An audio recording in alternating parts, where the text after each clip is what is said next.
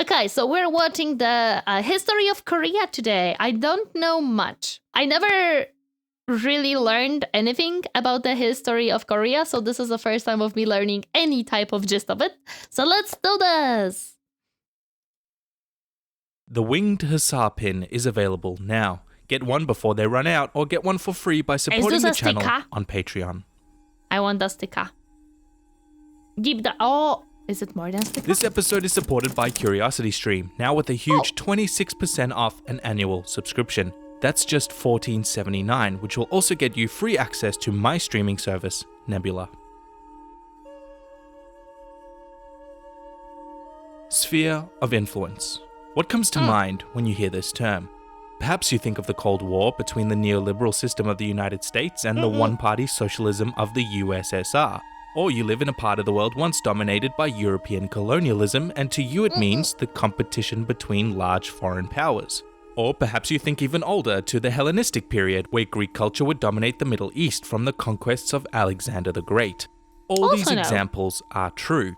If you think about borders in a modern sense, where sovereignty over a piece of land is decided sometimes by an arbitrary line, then influence is anything that passes through. I thought for a second that the tank will just hit the little welcome to the United Province thingy. I literally thought it's gonna bonk the sign. I don't know why. I thought it's just gonna bonk it and not be able to go through. I'm sorry. That border. This can be military sphere of influence, economic sphere, geopolitical, cultural, or social sphere. Heck, even a language can have a sphere of influence. Think of the role English plays in global politics today. Perhaps no place in the world is better suited to study this geopolitical concept than in Korea. Korea has been a land divided by competing spheres for almost its entire history, before you even reach the modern I actually wonder why. I guess I'm gonna learn about it, but yeah, I'm interested why it was always divided, because from history I know that there was a period when they were considered as one country and then they divided into two actual countries. I may be wrong. I'm sorry if I am. Cold War aftermath that split the peninsula down the middle. The episodes on Japan and China saw Korea coming up quite a lot. Koreans, a relatively homogenous people, are definitely no stranger to outsiders. But this land and its people are far more than just a chapter in somebody else's book. Its They had many kingdoms like China.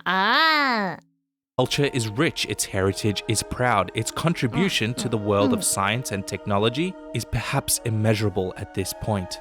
Ask a North Korean today about the history of his people, and he will spin you a tale about a long-forgotten kingdom, resurrected old titles, and 3 famous military generals.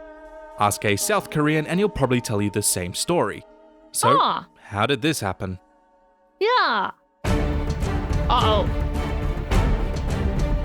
I love the little ninjas in the back as this dude is just sipping his tea happily. This is awesome. I love this.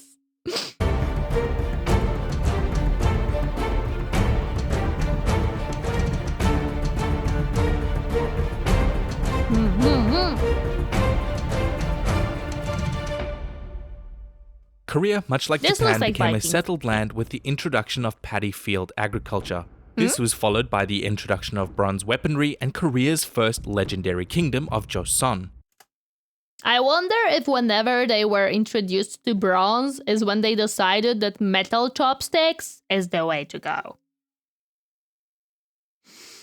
The only thing I know about this is the funny thing that I learned actually about Korea and why they're using metal chopsticks. Like, you know, when you have chopsticks in Japan, they are wooden or bamboo made. The same in China, they are wooden or bamboo made. And then you have Korea who decided, no, we actually want them to be metal. So what one of the teachers when I was learning how to cook Korean food told us is that this is because Koreans viewed metal as the more expensive. So because they decided that they want to be better than everyone else, they will be using the metal chopsticks because the wooden ones are for the poor people and they're not poor. And that's why we suffer with metal chopsticks in Korea. Because as far as I know, eating with metal chopsticks is so much harsher and harder than eating with the wooden ones because of how slippery the metal is comparing to wood. But yes, as far as I know, this is the information I was given. If there is any Koreans, tell me if I'm wrong and tell me why you're using metal, please. I want to know how they discovered kimchi. That I don't know, actually. Now called Gojoseon, meaning Old Joseon. There's a few competing myths about its origin, the most famous of which is a fun story involving heavenly princes, wise Chinese sages, tigers, bears, and garlic, which you should totally look up sometime, dating the kingdom back to 233 BC, which is highly unlikely. But we do know that a state existed in the north as But I want a fun one. Hemp. early as the 7th century BC because that's when the Chinese wrote about them. The south, though, is even less clear, but we do know that a confederacy of city-states did exist called the Jin, but what level of centralized control they had is still debated. The first foundations of a state called Buyeo in modern-day Manchuria also existed before the turn of the millennium, but again, we aren't sure exactly when it began. Wait, but this part of the land is not Korean, right? This one is currently Chinese? The north, the like little more... This part, this Buyeo is Chinese, right? Isn't bronze dangerous with prolonged exposure to human skin, especially our sensitive mouth? I don't think they ever used bronze chopsticks. I think they used iron or silver chopsticks, but I'm not certain on that one. I don't think it was bronze. That was a little joke from me. And already we can see the beginning of early Chinese influence in the region, with the famous land-hungry Emperor Wu invading and destroying Gojoseon in 108 BC, fracturing Korea into many tiny states. The Chinese troops were eventually expelled from the north by the newly formed kingdom of Goguryeo, while in the We are talking about kingdoms, and yeah, China, Mongolia, bit of Russia. I see. south, a distinct identity was forming in the way of the Han. Han is one of the earliest attested names the Koreans had for themselves, and at least somewhat of a kinship is recognized in the three confederacies of the Mahan, the Jinhan, and the Byeonhan. And as is so often the case with confederacies, one state would almost always rise up and control the others, and in this case it was Baekje and Shilla. Together with Goguryeo, they formed Korea's enormously famous Three Kingdoms period. Sorry. Wait, that kind of sounds similar. I remember something about Three Kingdoms. Gaia, you're not included, I guess, because you didn't have a king. Goguryeo was by far the most powerful of these three kingdoms, if you couldn't tell by its size. A multi-ethnic, highly militarized, and mountainous kingdom that became very powerful with some good old warfare with both the Chinese and the nomads of the steppe. Some of its most famous kings include Sosorim, who helped the north abandon its traditional tribalism in favor of centralized control, as well as Gwantago the Great, who expanded Goguryeo's territory and influence so much that he is widely revered all over Korea today. One of the three famous Korean military leaders, Uluji Munduk, famously Why he's so huge? Look at everyone else and him. He's like double their size. My goodness. defended Goguryeo from an attack by the Shui dynasty in 612, which may have even resulted in the Shui's collapse to the Tang. Baekje, the These people might inspired by some certain game. Shh, maybe. most fertile and populous of the three, took over most of the west coast and became a massive naval power, both in a military sense but also in a commercial one, linking all of Korea to China and even Japan, helping facilitate the spread of Buddhism throughout the peninsula. Wait. Where did Buddhism originate in? I completely forgot where does Buddhism originate from. I know that I think it came to Japan. I don't think it is from Japan. I think it's from India. Am I completely off on that one? Why can't I remember? It's kind of important part of history. My brain doesn't remember crucial things, man. I hate it. So famous, in fact, was its naval trade prowess that it is sometimes called the Phoenicia of the East. If you don't know what Phoenicia is, then I guess you'll just have to wait on an episode on Lebanon. Then we have Sheila, the East Coast Kingdom, the relatively weaker of the three, which grew primarily by diplomacy and I'm sorry, I'm just looking at the little labels and I love them. kind of just positioning itself as an alternative to the expansion of the other two kingdoms. Now, much of Goguryeo power in the north came from conquering of the old Chinese outposts set up by Emperor Wu centuries earlier. And while China was off busy fighting the nomads, it had quietly tiptoed north, taking more land and plunder while nobody was looking. But China had never really forgotten those outposts, nor their influence in Korea. And once they had mopped up the last of the Gok Turks, they tried invading again, famously failing against the dictator general Yonge Sumun. No, you can't. It's our land now. So it became clear that China would need an ally in Korea if it were to succeed, preferably one with the most to gain. How about Sheila? Of course, makes sense, right? The Sheila-Tung alliance was a pivotal moment in Korean history. The comparatively smallest and least powerful of the three kingdoms was able to conquer the entire peninsula for the first time in its history with the backing of the huge Tang dynasty. This, of course, means that Chinese influence would return in Korea, even stationing troops in the north. And by all accounts, Chinese rule was pretty brutal, as evidenced by this delightfully named Protectorate General to pacify the north. Wait, Protectorate General to pacify the north? Yeah, I don't understand that one. So, bit of a branding problem. The Chinese treated the northern Koreans so badly that many sought refuge in the wild and nomadic north in Manchuria, forming the powerful kingdom of Balhae. The Balhae kingdom would eventually fall to those ever-friendly Khitans who established the Liao dynasty, but down south, Sheila was losing its grip on power.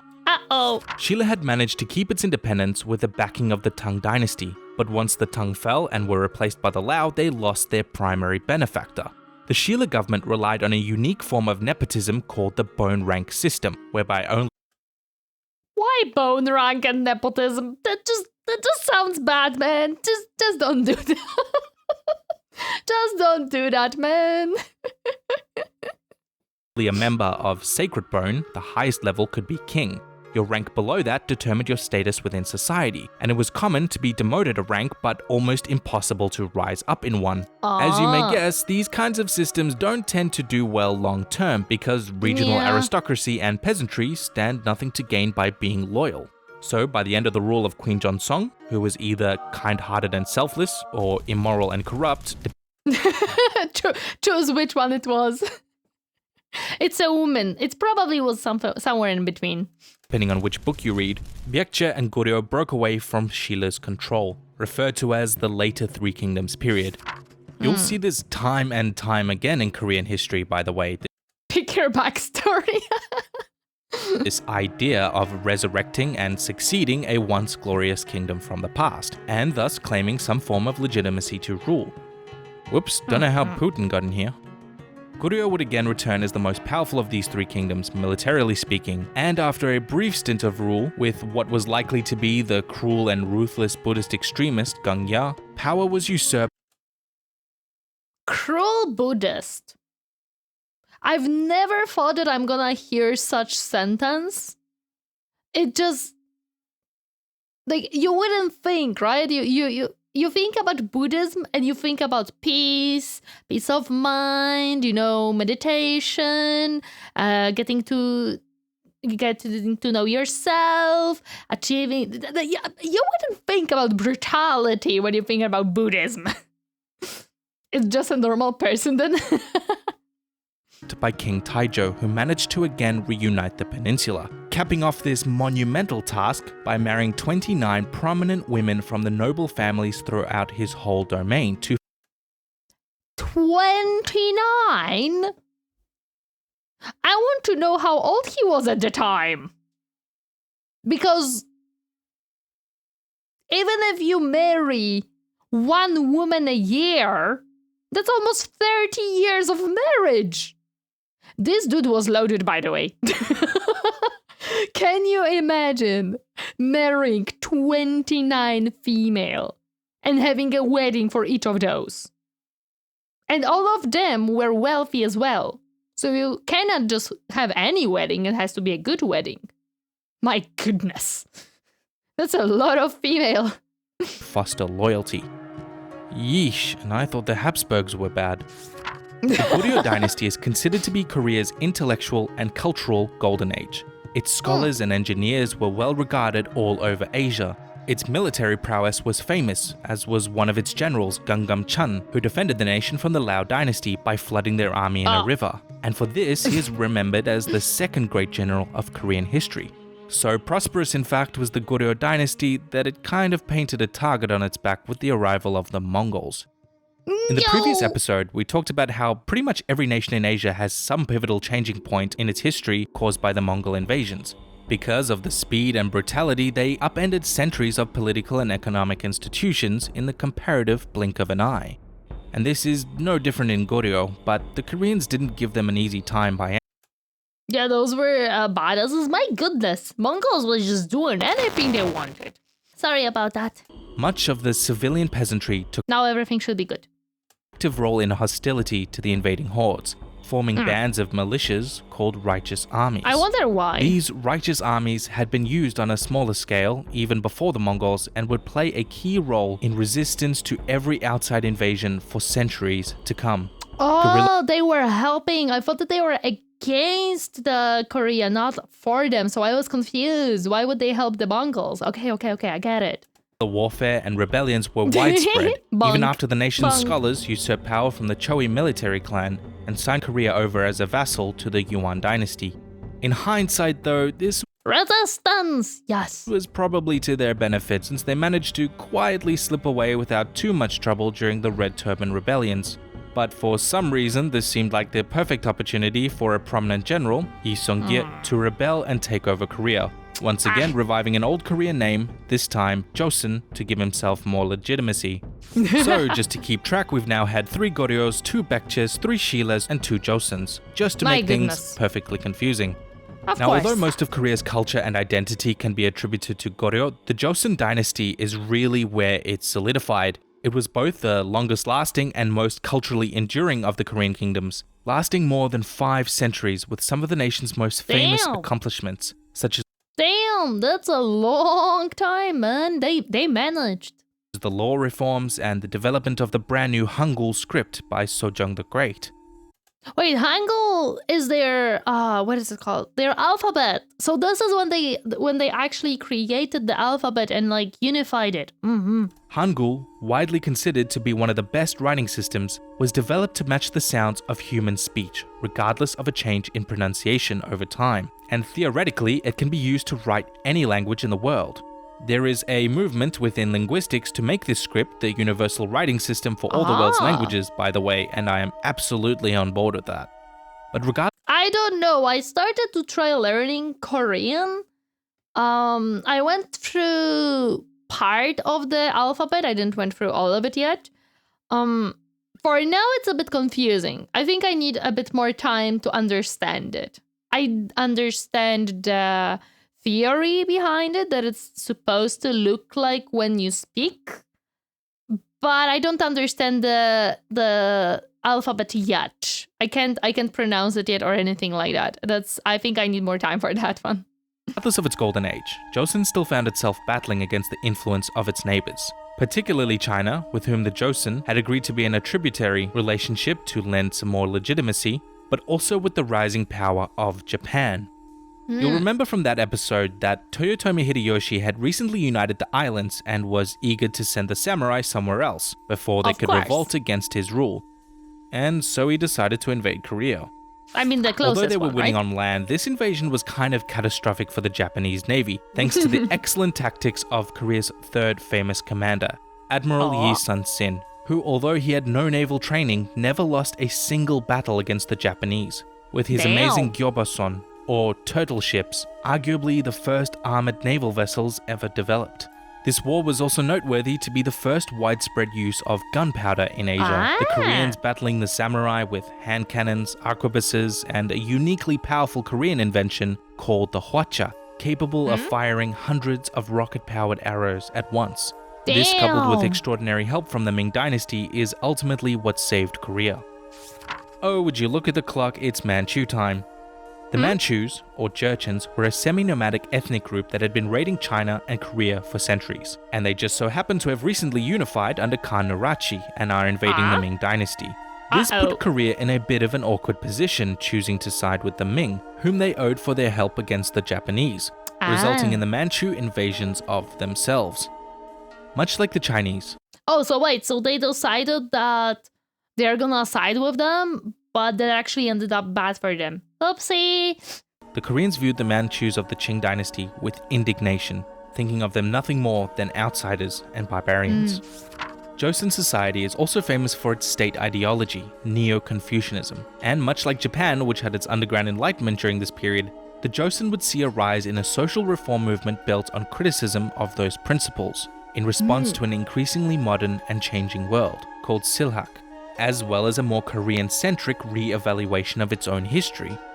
Politically, the Joseon became divided in the 19th century by different interpretations of Silhak ideas, and in the meantime, the monarchy was becoming extremely corrupt with its own problems, primarily due to issues with the Sedo system, which kept power in the hands of the king's in-laws from the Andong Kim family rather than the king, and they became stubborn, isolationist, and fiercely anti-Christian too, especially when a European presence became more common after the Opium War. They were like, nah, we don't need Christianity here, we're good. Shush. Wars. The Joseon managed to fend off an attack by the French in 1866 and the Americans in 1871, but something tells me the Americans will be back soon enough. But for now, as China weakened, a new sphere of influence would begin to raise its ugly head. Japan. Hey, not that ugly, they were just slightly evil. Unlike most of Asia at the time, Japan had seen the writing on the wall in terms of the dangers posed by European imperialism, and decided that the only way to ensure she didn't become like China was to expand her own sphere of influence. The Qing dynasty and the Empire of Japan fought on Korean soil for Korean influence, chaotically bringing an end to the 500-year-old kingdom and bringing the Empire of Korea under Japanese protection. At least, that's how the Japanese saw it. We are rapidly approaching a very messy time in Korea's story, as is so often the case with this period, where sphere of influence starts to mean nothing but misery and death for most Koreans. Under the forced annexation by Japan in 1910, Korea's righteous armies would again rebel, brutally suppressed by their Japanese rulers. Korean language and culture was discouraged. Women were tricked or forced into sexual slavery for the Japanese armies, called comfort women. A topic so traumatizing that its mere mention in Korea or Japan today is taboo. Yeah, and as far as I know, this is the reason, the Dark Age, yes, this is the reason why there is such a huge discourse between Korea and Japan up to this day, where the people don't necessarily like each other that much, the countries in general. And especially Korea is keeping the grudge against Japan because as far as I know, please correct me if I'm wrong, as far as I know, Japan still did not apologize in the eyes of Koreans. At least that's what I was taught in the university, that this is why this events are still a huge issue and a taboo, especially in Japan. I remember that there were some politicians in Japan who were under scrutiny for certain topics about this, so it is still an issue. I feel like this is still a huge problem between those two countries, and it's very sad. It's very sad that it happened, and it's very sad that they cannot kind of get out of this issue, that this is still something that keeps them apart in many ways.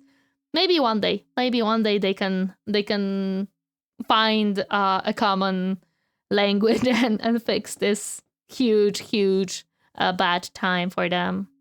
Thousands of Koreans were conscripted into the losing war with the Allies in 1944, and millions were forcibly moved to Japan to work in horrendous conditions to support the war effort. And up to 500,000 Koreans are estimated to have died in the conflict. As horrific and devastating as the Second World War was, it was the expanding spheres of influence of the USA and the USSR that would result in most of the death on this peninsula. Similar to the occupation zone set up in Germany, the Soviets and the Americans divided the Korean peninsula along the 38th parallel in 1945. The UN had planned for the entire peninsula to have a free and fair election, but the Soviets and the Americans, each extremely paranoid about the influence of the other, would install two of Korea's most brutal dictators in two separate regimes, each loyal to the other side. Kim Il-sung, a radical communist who had lived most of his life in China and the Soviet Union, consolidated and swept elections in the north. And in the south, things weren't much better. The Americans favored the first president of the Provisional Korean Government, Syngman Rhee, an extreme authoritarian who was deeply corrupt and fiercely anti-communist.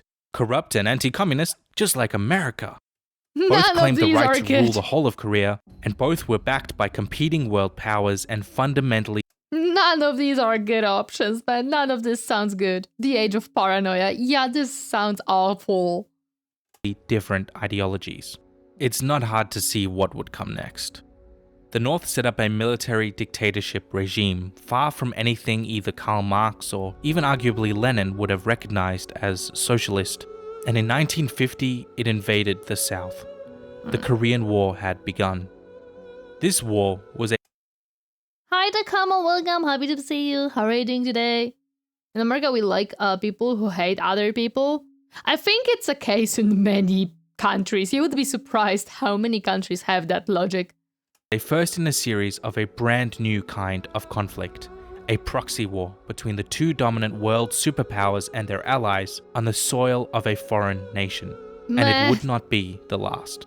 A UN coalition led by the US joined the South, nearly defeating Kim's army, before more than 1 million Chinese troops crossed the border to aid the North, eventually resulting in a stalemate. This is what proxy conflict means. The spheres of influence these nations were fighting for result in a very strange fact where the overwhelming majority of troops who fought in the Korean War for the North Koreans in North Korea were Chinese.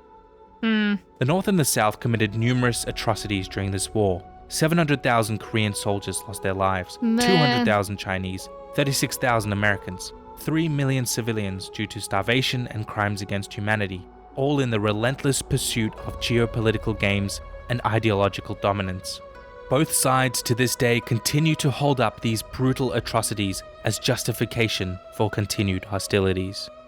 South Korea over time has managed to reform itself and has broken down and rebuilt itself and its institutions several times to reach the modern, prosperous and democratic state we see today.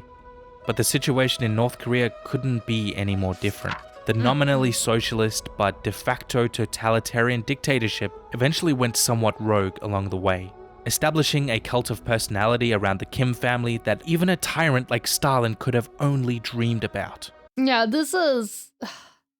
North Korea is such an anomaly of how it has been created and how it exists for many decades now. It's horrifying.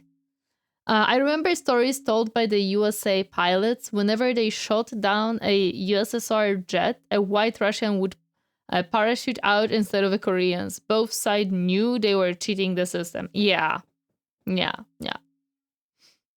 Mandating extreme isolationism, deification of its rulers, state-sanctioned media producing propaganda the likes of which we'll probably never know the full extent of. The nation has lagged decades behind its southern counterpart, all the while committing itself to its destruction, and in particular too of American imperialism. North Korea is often the butt of some jokes. Its media and army are lampooned all over the internet, but we should remember that the North Korean people are living in a special kind of hell, and nobody in the world will lift a finger to aid them because they don't stand anything to gain. Except for maybe China, but they probably wouldn't be motivated by the kindness of their hearts. This is what sphere of influence means to Korea. It is the interference by outsiders. Korea has arguably been in one nation's zone of influence or another's for almost its entire recorded history, and the story has been the same, whether it be the Chinese, the Mongols, the Manchurians, the Japanese, the Soviets, the Americans, the neoliberals, or the communists. We still see those marks today. This land is not united, and possibly may never be again. I don't know. I can only hope I'm wrong. If you'd like to learn more about spheres of influence and the Cold War's proxy conflicts, then I highly recommend checking out this excellent episode of The Butterfly Effect on CuriosityStream, which takes a look at several overlapping phases, both within the collapse of traditional European colonialism and the rise of the conflict that would eventually result in the Vietnam War, the arguably most famous Cold War proxy conflict. CuriosityStream has recently expanded their library with thousands of titles, with documentaries on history, society, science, physics, and tons more to satiate your curiosity. I think I heard of this And they're website. running a special at the moment where you can get a huge 26% off an annual subscription if you sign up at the link curiositystream.com/Sweeney. That's just $14.79 for a whole year. And as a Nice. huge bonus, you'll also get access to my streaming service, Nebula. I recently featured as a guest on the Nebula original podcast Showmakers with Sam from Wendover Productions and Brian from Real Engineering. So if you'd like to have a listen to us talk about YouTube and a bunch of other irrelevant rambling, you can do so over there. While CuriosityStream provides the best in world-class documentaries and high-budget videos, they've partnered with us at Nebula, which is made by us creators, and is bound to include Nice. some of your favorite thoughtful channels, where we upload our content ad-free, sponsor-free, and even have exclusive content you won't find on YouTube. This is one of the best ways to support this channel. All you have to do to get started, again with a 26% off an annual subscription, is head to curiositystream.com/SUIBHNE and start watching with CuriosityStream and Nebula. Yeah, go support That was the another boys. long one. I'm currently sitting under my blanket recording this script to reduce the echoes in my office. Remember, those pins are available now. They're probably one of the most requested pins, the winged hussars. Yeah. Just a reminder, I have a Reddit and a Twitter if you'd like to get more involved with other viewers. And you can also support the channel over at Patreon. Until next time. Yeah, I never actually learned a full-on history of Korea. I never even scratched it because for some reason in here we don't really learn Asian history as much.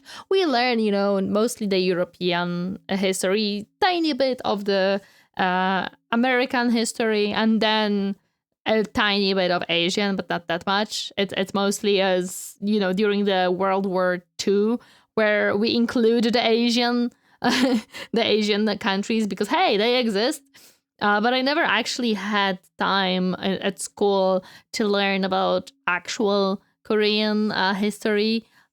Japanese, I only learned most of it because I went for studying there.